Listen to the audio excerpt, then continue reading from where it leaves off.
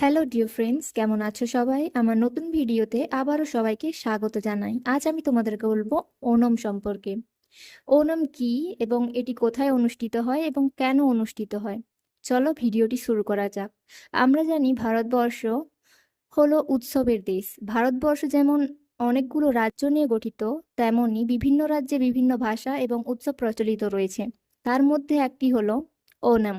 ওনম হলো কেরালার একটি ফেমাস এবং সবচেয়ে বড় ফেস্টিভ্যাল। ওনমের অর্থ হলো সততা এবং শান্তি।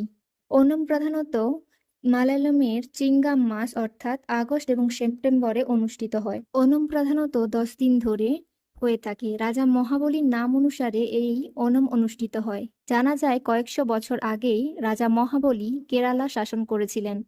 তিনি ছিলেন খুব সাহসী এবং বুদ্ধিমান এবং সত্যবাদী। তাই রাজা মহাবলীকে স্মরণ করার জন্য প্রত্যেক বছর এই উৎসবটি পালন